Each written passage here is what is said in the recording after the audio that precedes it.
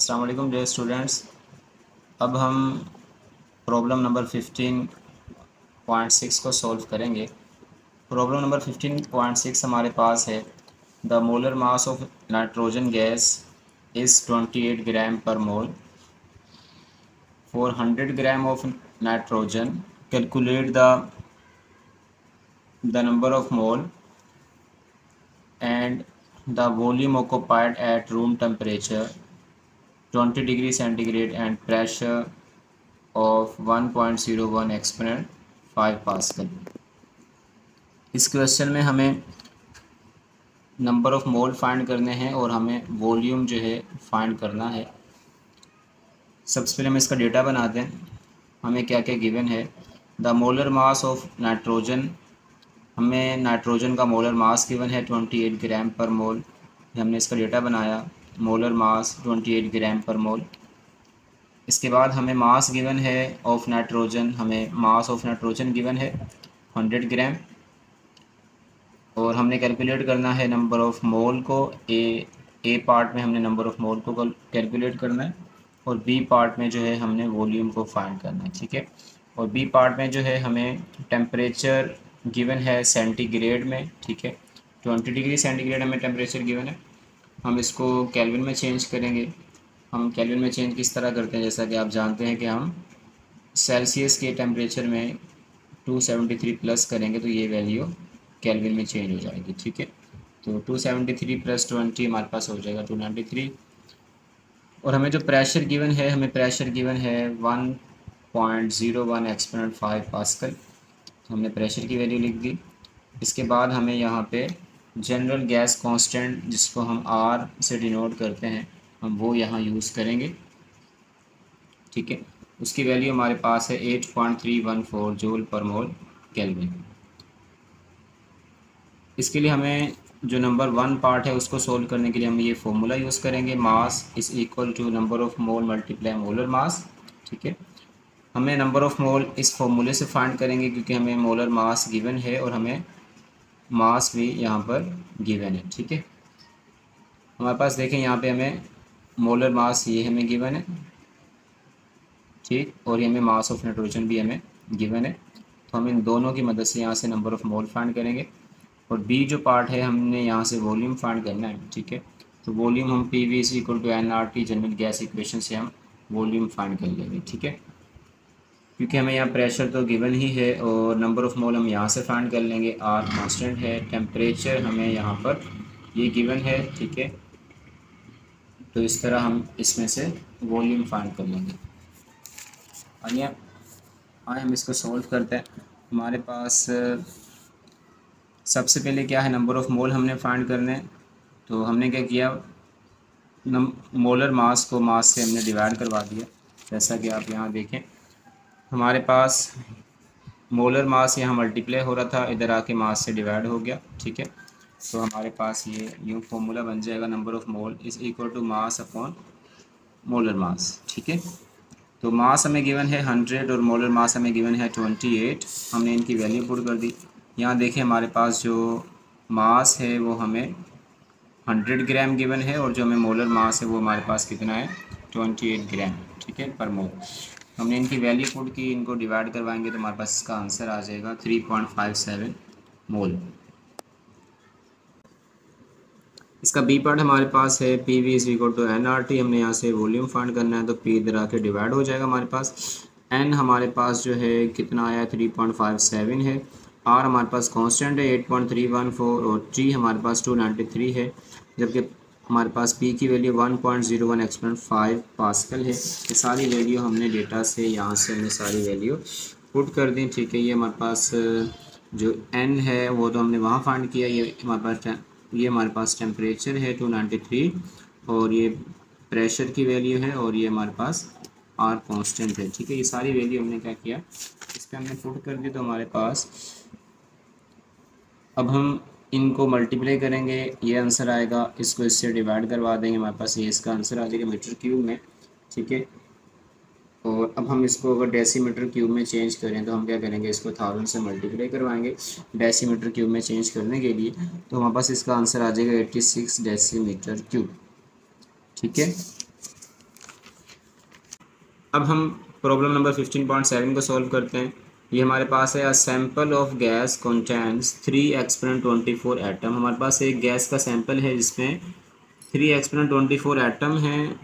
Calculate the volume of gas at a temperature of 300 kelvin and a pressure of 120 kilo pascal. हमसे कह रहे हैं कि volume find करें गैस का किस टेम्परेचर पर, कि उसका टेम्परेचर 300 केल्विन है और जो उसका प्रेशर है वो हमें 120 किलो पास्कल गिवन है, ठीक है। और 1 मोल ऑफ एटम जो है वो हमारे पास होता है 6.02 एक्सपोनेंट 23 एटम के। ये हमारे पास कांस्टेंट वैल्यू है कि 1 मोल ऑफ एटम, ठीक है, वो हमारे पास इसके इक्वल होता है, ठीक है। तो हम इसका डेटा बनाते हैं। सबसे पहले हमारे पास क्या है, हमें नंबर ऑफ एटम गिवन है 3 एक्सपोनेंट 24, टेम्परेचर हमें गिवन है केल्विन में 300 केल्विन, और हमें प्रेशर गिवन है 120 किलो पास्कल। किलो की जगह हमने 1000 लिख दिया, 120,000 पास्कल, ठीक है। नंबर ऑफ मोल हमने फाइंड करने होंगे, क्योंकि हमें वो अगर वॉल्यूम फाइंड करना है तो वॉल्यूम फाइंड करने के लिए हमें नंबर ऑफ मोल फाइंड करने होंगे, क्योंकि हमें यहाँ नंबर ऑफ मोल क्वेश्चन में नहीं गिवन, ठीक है। तो हम यहाँ पे जो आर है जनरल गैस कांस्टेंट यूज़ करेंगे, ये भी यहाँ पे यूज़ होगा 8.314 जूल पर मोल केल्विन, ठीक है।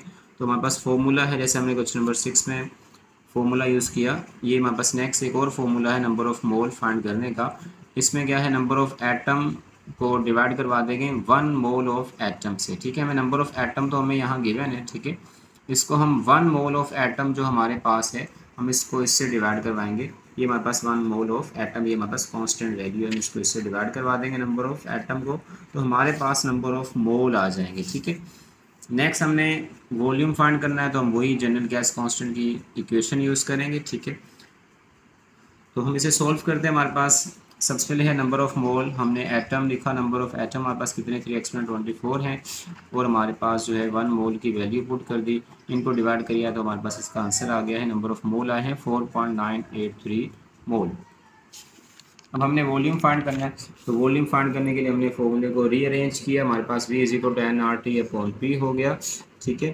तो हमने नंबर ऑफ़ मोल की वैल्यू पुट की, आर की वैल्यू पुट की, टेम्परेचर की वैल्यू पुट की, और उसके बाद प्रेशर हमारे पास 120 मल्टीप्लाई 1000 किलो था, तो उसकी जगह हमने 1000 लिखा। तो इनको मल्टीप्लाई किया और डिवाइड किया आपस में, हमारे पास इसका आंसर आ जाएगा 0.1035 मीटर क्यूब, ठीक है, जिसे हम राउंड ऑफ करके लिख सकते हैं 0.104 मीटर क्यूब, ठीक है। नेक्स्ट हमारे पास प्रॉब्लम है 15.8, calculate root mean square speed of hydrogen molecule. हमसे कह रहे हैं रूट मीन स्क्वायर स्पीड मालूम करें हाइड्रोजन मॉलिक्यूल की एट 0 डिग्री सेंटीग्रेड, किस टेम्परेचर पर, 0 डिग्री सेंटीग्रेड पर, एंड 1 atm प्रेशर, और उसका प्रेशर कितना है 1 atm, ठीक है। Assuming hydrogen to be an ideal gas, हमसे कह रहे हैं जो हाइड्रोजन है वो उसे एज्यूम करेंगे वो आइडियल गैस है। The density of hydrogen is this, हमें जो डेंसिटी ऑफ हाइड्रोजन है वो 8.99 एक्सपोनेंट -2 किलोग्राम पर मीटर क्यूब गिवन है, ठीक है। आए हम इसका डेटा बनाते हैं। हमारे पास सबसे पहले क्या है, हमसे कह रहे हैं वॉल्यूम फाइंड करें, हमसे क्या कह रहे हैं रूट मीन स्क्वायर स्पीड, हमसे कह रहे हैं कि क्या फाइंड करें, इसकी स्पीड मालूम करें, ठीक है, वॉल्यूम में स्पीड। तो हमें गिवन क्या है, हमें टेम्परेचर गिवन है 0 डिग्री सेंटीग्रेड है, और हमें क्या गिवन है, प्रेशर गिवन है हमें 1 atm, ठीक है। तो 1 atm किसके इक्वल होता है 1.01 एक्सपोनेंट 5 न्यूटन पर मीटर स्क्वायर के, ठीक है, या पास्कल के, एक ही बात है। तो हमें जो डेंसिटी गिवन है, हमें डेंसिटी 8.99 एक्सपोनेंट -2 किलोग्राम पर मीटर क्यूब गिवन है, ठीक है। तो हमारे पास जो फॉर्मूला यहाँ यूज़ होगा वो हमारे पास फॉर्मूला है, pressure is equal to 1/3 density V², ठीक है। ये हमारे पास है रूट मीन स्क्वायर, ठीक है। मीन के लिए यहाँ पर बार भी यूज़ करते हैं, ठीक है, तो हमने यहाँ पे बार लगा दिया क्योंकि हमारे पास है रूट मीन स्क्वायर स्पीड, इसलिए यहाँ पर बार भी यूज़ किया जाता है। तो हमने V फाइंड करना है, तो इसको हमने रीअरेंज करेंगे तो 3 तरह का मल्टीप्लाई हो जाएगा, और डेंसिटी अपॉन में डिवाइड है। अगर हम दोनों तरफ स्क्वायर ले लें और स्क्वायर रूट अप्लाई करें तो हमारे पास यहाँ स्क्वायर से रूट कैंसिल होकर यहाँ पे स्क्वायर रूट आ जाएगा। अब हम इसमें वैल्यू पुट करेंगे, हमारे पास क्या है 3P 3 आ गया। प्रेशर की वैल्यू हमारे पास कितनी गिवन है, हमें जो प्रेशर गिवन है वो हमें 1 atm है, तो हमने 1 atm प्रेशर की हमने इसकी वैल्यू पुट कर दी। और हमारे पास जो डेंसिटी है गिवन, हमने डेंसिटी की वैल्यू भी हमने यहाँ पे पुट कर दी। अब जो है हम इसको मल्टीप्लाई करेंगे और नीचे जो डिनोमिनेटर में वैल्यू है हम इसको इससे डिवाइड करवाएंगे तो हमारे पास इसका आंसर आएगा। ठीक है, देखिए हमने इसको मल्टीप्लाई किया, फिर इससे हमने डिवाइड किया, हमारे पास ये आंसर आएगा। अगर हम इसका स्क्वायर रूट लेंगे तो हमारे पास इसका आंसर आएगा 1835.86 मीटर पर सेकेंड। ठीक है, इसके ऊपर बार भी लगा हुआ है। ठीक है, ये हमारे पास जो वेलोसिटी है, ये हमारे पास कौन सी वो वेलोसिटी है, मीन है। तो मीन के लिए हम इसके ऊपर बार लगाते हैं। ठीक है, इसे बार भी पढ़ लें। प्रॉब्लम नंबर 15.9 हमारे पास है। हमसे कह रहे हैं calculate the root mean square speed of hydrogen molecule at 500 kelvin. ठीक है, अब हमसे कह रहे हैं कि दोबारा हमसे कह रहे हैं कि रूट मीन स्क्वायर स्पीड मालूम करें हाइड्रोजन मॉलिक्यूल की किस टेम्परेचर पर 500 टेम्परेचर है हमारे पास। ठीक है, और हमें मास ऑफ प्रोटॉन हमें गिवन है 1.67 एक्सपेरिमेंट 27 kg एंड हमें जो है कांस्टेंट के की वैल्यू गिवन है जिसे हम बोल्ट्जमैन कांस्टेंट कहते हैं 1.38 experiment 23 joule per mole kelvin. ठीक हो गया। आए हम इसका डेटा बनाते हैं।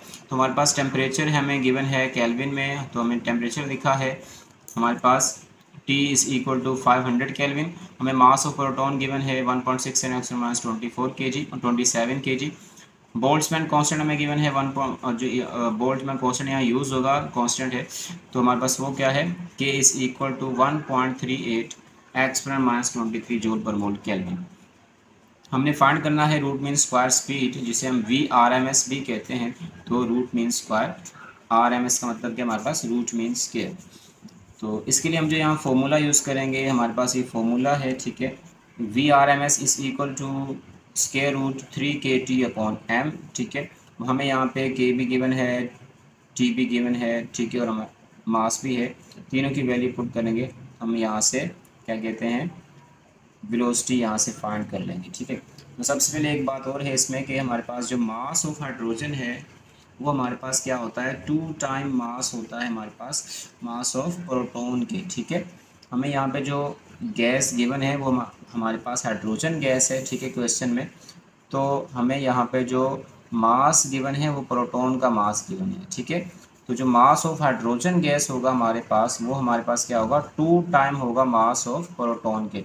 इसलिए हमें जो मास गिवन है हम उसको 2 से मल्टीप्लाई करवाएंगे तो हमारे पास मास ऑफ हाइड्रोजन आ जाएगा। ठीक है, अब हम ये वाला मास यहाँ यूज़ करेंगे तो हमारे पास इस केस में फॉर्मूला ये बन जाएगा VRMS is equal to 3kT/m। ठीक है, तो 3 कांस्टेंट है, K की वैल्यू पुट की 1.38 experiment 23 joule per mole kelvin, और T हमारे पास 500 हमारे पास है। ठीक है, और इसके बाद हमारे पास जो मास है वो हमारे पास है 3.34 एक्सपेरिमेंट 27 kg। इनकी वैल्यू हमने पुट की, मल्टीप्लाई किया, फिर हमने इसको इससे डिवाइड किया तो हमारे पास इसका आंसर आ जाएगा 2489.4 मीटर पर सेकेंड।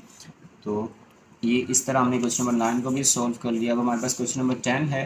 क्वेश्चन नंबर 10 हमारे पास ये है, हमसे कह रहे हैं कि determine the average value of the kinetic energy of particle. हमसे कह रहे हैं कि एवरेज वैल्यू मालूम करें kinetic energy of a particle of an ideal gas eight 10 degree centigrade and 40 degree centigrade. हमसे कह रहे हैं कि 10 डिग्री सेंटीग्रेड पर और 40 डिग्री सेंटीग्रेड पर एवरेज वैल्यू फाइंड करें काइनेटिक एनर्जी की। ठीक है, 2 टेम्परेचर पर हमने फाइंड करनी है। और बी पार्ट हम इसका हमसे कह रहे हैं कि what is the kinetic energy per mole of an ideal gas at this temperature.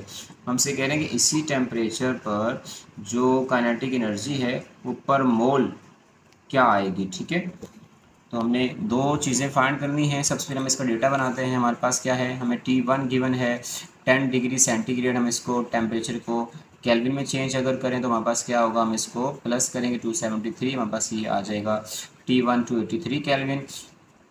इसी तरह हम T2 फाइंड करेंगे। हमारे पास T2 कितना है 40 डिग्री सेंटीग्रेड है, तो ये कितना हो जाएगा हमारे पास 40 प्लस 273 303 केल्विन। हमारे पास जो हमने चीज़ फाइंड करनी है वो हमारे पास है kinetic energy of molecule K.E average, ये हमने फाइंड करनी है। काइनेटिक एनर्जी पर मोल हमने फाइंड करनी है, काइनेटिक एनर्जी पर मोल, 2 चीज़ें हमने फाइंड करनी है। तो हमारे पास ये जो दोनों चीज़ों के लिए हमारे पास जो फॉर्मूला यूज़ होगा वो हमारे पास फॉर्मूला ये है। काइनेटिक एनर्जी एवरेज के लिए हम ये वाला फॉर्मूला यूज़ करेंगे 3kT/2, और काइनेटिक एनर्जी पर मोल के लिए हम क्या करेंगे 3RT/2, हम ये वाला फॉर्मूला दोनों के लिए यूज़ करेंगे। तो सबसे पहले हम क्या करते हैं, सबसे पहले हम जो है ए पार्ट सोल्व करते हैं। ए पार्ट हमारे पास क्या है कि एट 10 डिग्री सेंटीग्रेड। ए पार्ट में हमारे पास क्या है, दो तरह के टेम्परेचर हैं। उस दो तरह के टेम्परेचर पर हमने क्या फाइंड करनी है, काइनेटिक एनर्जी फाइंड करनी है मॉलिक्यूल की, एवरेज काइनेटिक एनर्जी। पहले हम 10 डिग्री सेंटीग्रेड पर फाइंड करेंगे, फिर हम 40 डिग्री सेंटीग्रेड पर एवरेज काइनेटिक एनर्जी फाइंड करेंगे। तो सबसे पहले हम 10 डिग्री सेंटीग्रेड पर फाइंड करते हैं। हमारे पास क्या है फॉर्मूला 3kT/2। तो 3 हमारे पास कांस्टेंट है, के हमारे पास बोल्ट्जमैन कांस्टेंट, उसकी हमने वैल्यू पुट कर दी, ठीक है। और टी हमें जो यहाँ गिवन है 283 है 10 डिग्री सेंटीग्रेड पर। टी की वैल्यू कितनी थी, 283 केल्विन, ठीक है। इसकी वैल्यू पुट कर दी, अपॉन में 2 है, इनको मल्टीप्लाई करके 2 से डिवाइड करेंगे, हमारे पास इसका आंसर आ जाएगा 5.85 एक्सपोनेंट -2 जूल, ठीक है। अब इसके बाद जो है हमने इसी को